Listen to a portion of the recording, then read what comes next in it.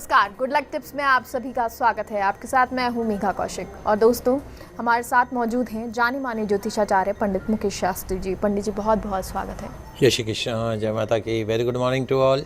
तो दोस्तों श्राद्ध पक्ष शुरू हो चुके हैं, श्राद्ध चल रहे हैं। ऐसे में हम आपको आज बताएंगे कि पंचबली का क्या महत्व है।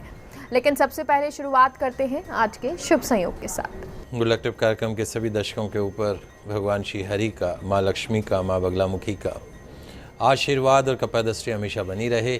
आप सभी का कल्याण हो। दोस्तों आज आपके पसंदीदा शो गुड लक टिप्स में हम बात करेंगे वर्तमान में चल रहे श्राद्ध पक्ष में दी जाने वाली पंचबली के महत्व के बारे में। साथ ही जानेंगे कल हुए बुध के महाराशि परिवर्तन का आपकी राशि के ऊपर पड़ने वाले शुभ और अशुभ प्रभावों के बारे में। तो जल्दी से कागज कलम लेकर बैठ जाइए, लिखते जाइए, समझते जाइए। इस तरह की महत्वपूर्ण जानकारी सिर्फ और सिर्फ आपके पसंदीदा news channel first India news Rajasthan के आपके पसंदीदा शो गुड लक टिप्स में ही दी जाती है, इसलिए प्रतिदिन इस शो को देखा करिए। चलिए शुरुआत करते हैं आज के शुभ संयोग के साथ। दोस्तों आज गुरुवार का दिन है, दिनांक 23 सितंबर सन 2021। आश्विन मास के कृष्ण पक्ष की आज वृद्धि द्वितीया तिथि है। ध्यान रखिएगा, आज वृद्धि द्वितीया तिथि है। आज वृद्धि द्वितीया तिथि पर प्रातः 6:54 पर प्रातः 6:54 तक रहेगी। वृद्धि द्वितीया तिथि जो है वह प्रातः 6:54 तक रहेगी। तत्पश्चात संपूर्ण दिन तृतीया तिथि रहेगी, अर्थात सुबह 6:54 तक तो द्वितीया तिथि रहेगी वृद्धि, उसके पश्चात तृतीया तिथि आरंभ हो जाएगी। और चूंकि पितरों का श्राद्ध करने का जो समय है, पूर्वजों का पिंडदान करने का जो समय है, श्राद्ध कर्म करने का जो समय है, तर्पण करने का जो समय है, वो पूर्वाह्न काल से मध्याह्न काल के मध्य में माना गया है। तो आज पूर्वाह्न काल से मध्याह्न काल के मध्य, पूर्वाह्न काल से मध्याह्न काल के मध्य तृतीया तिथि रहेगी। अतः तृतीया तिथि का श्राद्ध आज के दिन करना ही शास्त्र सम्मत रहेगा। आप सभी दर्शक इसका ध्यान रखिएगा, लाभ उठाइएगा। तृतीया तिथि का श्राद्ध आज के दिन ही किया जाएगा। आप सभी दर्शक इसका ध्यान रखिएगा जी। और पंडित जी श्राद्ध की हम बात कर रहे हैं, पंचबली का क्या महत्व होता है? क्योंकि श्राद्ध में पंचबली दी जाती है, क्या इनका महत्व माना जाए? बहुत ही महत्वपूर्ण प्रश्न, महत्वपूर्ण जानकारी आप सभी दर्शकों के लिए। दोस्तों श्राद्ध शब्द श्रद्धा से बना है, यानी विशेष दिनों में अपने पूर्वजों के प्रति अपनी श्रद्धा प्रकट करना, ये श्राद्ध है।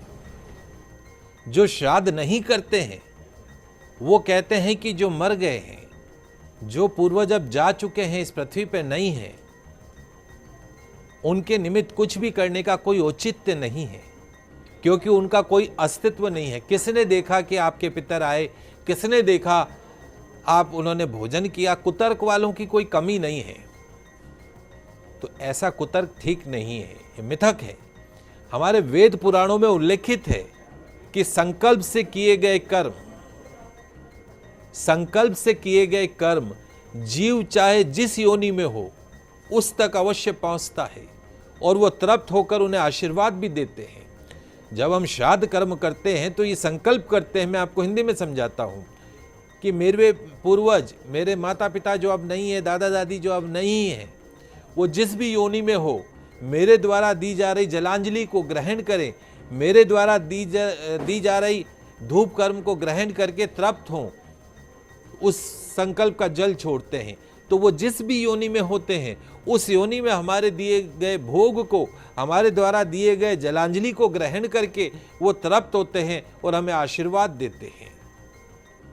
और यदि आप अपने पितरों को नहीं मानते हैं तो नाना प्रकार के शारीरिक, आर्थिक, मानसिक कष्ट आपको भोगने पड़ते हैं।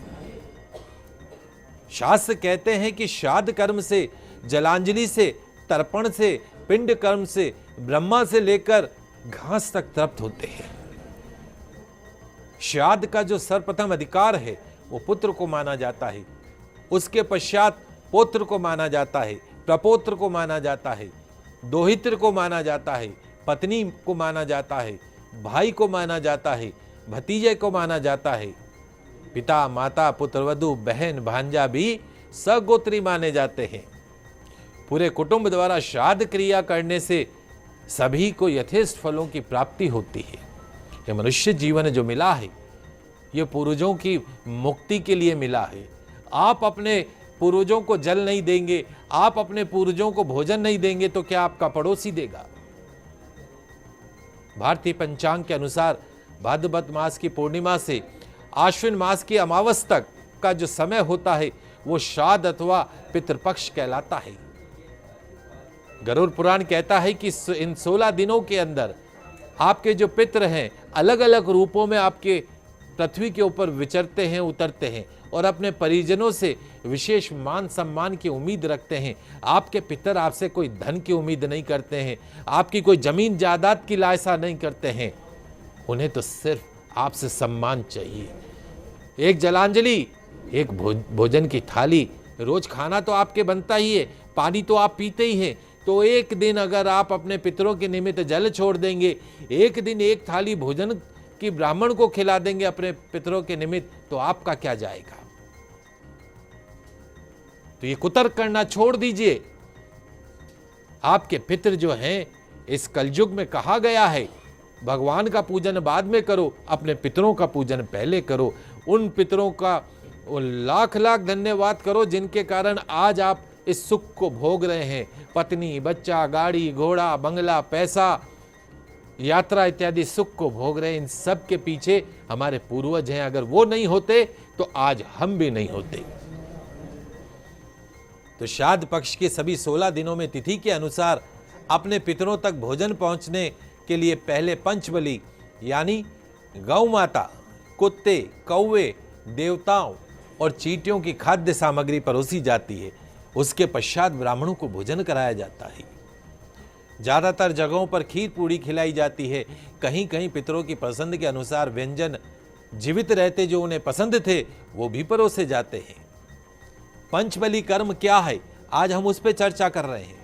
पंचबली कर्म में 5 स्थानों पर भोजन रखे जाने का विधान है। आइए आपके पसंदीदा शो गुड लक टिप्स में जानते हैं पंचबली के बारे में थोड़ा विस्तार से। सबसे पहले गौ बलि। गौ बलि क्या होती है? 5 जगह जो आप अपनी भोजन की, ब्राह्मण के लिए भोजन की थाली के साथ साथ पंचबली रखते हैं, उसमें एक होती है गौ माता के लिए। घर की पश्चिम दिशा की ओर गौ माता को पंचबली का एक अंश परोसकर उन्हें प्रणाम करते हुए ओम गोभ्यै नमः, ओम गोभ्यै नमः कहते हैं। गरुड़ पुराण कहता है गौ माता को वैतरणी पार लगाने वाली कहा गया है। गौ माता के दान से, गौ माता के पूजन से, गौ माता के आशीर्वाद से वैतरणी नदी का आराम से आप पार कर सकते हैं। गौ माता में सभी 33 करोड़ देवी देवता निवास करते हैं। गौ माता को भोजन का ग्रास देने से सभी देवता प्रसन्न होते हैं, पितृ प्रसन्न होते हैं। गौ माता देशी हो तो अति आवश्यक है। तो पहली पंचबली किसके हुई? गौ माता के लिए। 2 पूड़ी, उस पर थोड़ी सी खीर रखे, उस पर एक तुलसी का पत्ता रखे। वो पहली बलि जो हुई वो गौ माता की हुई। दूसरी बलि किसकी हुई? श्वान बलि। पंचबली का एक भाग अर्थात दूसरा भाग पत्तों पर रखकर कुत्तों को खिलाया जाता है, क्योंकि मान्यता अनुसार कुत्ता जो होता है वो यमराज का वाहन होता है, यमराज का पशु माना गया है। श्राद्ध का पंचबली का एक कर्म कुत्ते को खिलाने से यमराज प्रसन्न होते हैं। शिव पुराण कहता है कि कुत्ते को खाना खिलाते समय मन ही मन ये पंक्तियां यमराज के मार्ग का अनुसरण करने वाले, यमराज के मार्ग का अनुसरण करने वाले श्याम और शबल नामक 2 कुत्ते हैं। एक का नाम है श्याम और एक का नाम है शबल। तो श्याम और शबल नामक कुत्तों को मैं ये भोजन का भाग अर्पण कर रहा हूं, ऐसा कह के उन्हें भोजन खिलाना चाहिए। तीसरी बलि हुई काक बलि। पंचबली का तीसरा हिस्सा कौओं के लिए खाना, वो उन्हें छत पर रखकर 2 पूड़ी उस पे खीर रख के और उन्हें छत पे रख के भोजन के लिए आमंत्रित किया जाता है। कहते हैं, गरुड़ पुराण कहता है कि इन 5 रूपों में आपके पितर आपके घर आते हैं, कुत्ते के रूप में, गौ माता के रूप में, चींटी के रूप में, भिक्षुक के रूप में और कौवे के रूप में। तो आप अपने एक पंचबली का एक भाग अपने घर की छत के ऊपर रख दीजिए। कौवा आके जैसे ही उसमें चोंच मारेगा, आप समझ लीजिएगा आपके पितरों ने उस भोजन को ग्रहण कर लिया। गरुड़ पुराण के अनुसार कौवा यम का प्रतीक होता है, जो दिशाओं का फलित शुभ अशुभ संकेत बताने वाला भी होता है। कौवों को पितरों का स्वरूप माना जाता है। श्राद्ध पक्ष में अगर आपकी छत पे आकर कौवा काँव काँव काँव करे तो समझ लीजिए आपके पितर आपसे जलांजलि मांग रहे हैं, आपके पितर आपसे भोजन मांग रहे हैं। और श्राद्ध पक्ष में कौवों को भोजन खिलाने से आपके पितृ देवता प्रसन्न होते हैं, श्राद्ध करने वाले को आशीर्वाद देते हैं। तीसरी बलि है पंचबली देवादि बलि। देवताओं तक भोजन पहुंचाने के लिए देवादि बलि का विधान है।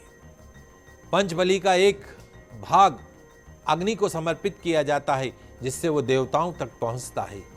पूर्व दिशा की तरफ मुख करके गोबर के कंडे से बने छाने को गर्म करके जलाकर उसमें घी के साथ भोजन के 5 निवाले निकाल के रखते हैं और उन निवालों को उस कंडे के ऊपर परोसा जाता है। उससे जो धूप उठती है, उससे जो सुगंध उठती है, उससे आपके पितृ तृप्त होते हैं, प्रसन्न होते हैं। पंचबली का एक हिस्सा भिक्षुक को दिया जाता है। पिपीली का दी बलि चींटियों के लिए। पंचबली का एक हिस्सा चींटियों के लिए उनके बिल के पास रखा जाता है। चींटियां और अन्य कीट भोजन के इस हिस्से को खाकर तृप्त होते हैं। इस तरीके से गौ माता कुत्ते, कौवे, चींटियों, भिक्षुक और देवताओं के तृप्त होने के पश्चात में वो जो भोजन की थाली है वो ब्राह्मण को कराई जाती है।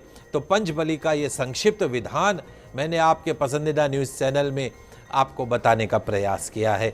आशा है आप भी श्राद्ध पक्ष में पंचबली अवश्य करेंगे। जी, तो पंडित जी ये तो आपने बताया श्राद्ध पक्ष के बारे में, आगे भी आपसे जानेंगे, लेकिन एक मेल ले लेते हैं।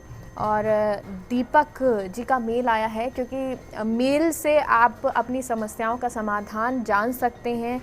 हमारा मेल जो है वो आपके टीवी स्क्रीन पर आ रहा है, और जब हम ये प्रोग्राम ख़त्म होगा उससे पहले भी आपको एक बार फिर से मेल बताएंगे। उस मेल आईडी पे आप अपनी समस्याएं भेज सकते हैं। पंडित जी अभी दीपक जी का ये मेल है और बाड़मेर से ये है 5/5/1999 और 5:21 का ही सुबह का समय है। देखिए दीपक जी, जहाँ तक आपकी जन्म कुंडली का सवाल है, 5 मई 1999 सुबह 5:21 आपकी जन्म कुंडली में आपका जो जन्म है वो मूल नक्षत्र के अंदर हुआ है। मूल नक्षत्र जो है वो गणमूल नक्षत्र कहलाते हैं। आशा करते हैं पैदा होते ही 27वें दिन इसकी पूजन अर्चन होती, मूल शांति होती योग्य आचार्य के निर्देशन में। आशा करते हैं कि आपके माता पिता ने करवाई होगी, यदि नहीं करवाई है तो योग्य आचार्य के निर्देशन में मूल शांति अवश्य करवा लीजिएगा। दूसरी, आपकी जन्म कुंडली में आपके भाग्य स्थान का जो स्वामी है सूर्य, वो नीच का होकर बैठा है। जब भाग्येश सूर्य नीच का हो जाता है तो व्यर्थ का अपमान अपयश मिलता है। भाग्य का, मेहनत के अनुसार भाग्य का उतना साथ नहीं मिलता है जितना आप डिजर्व करते हैं।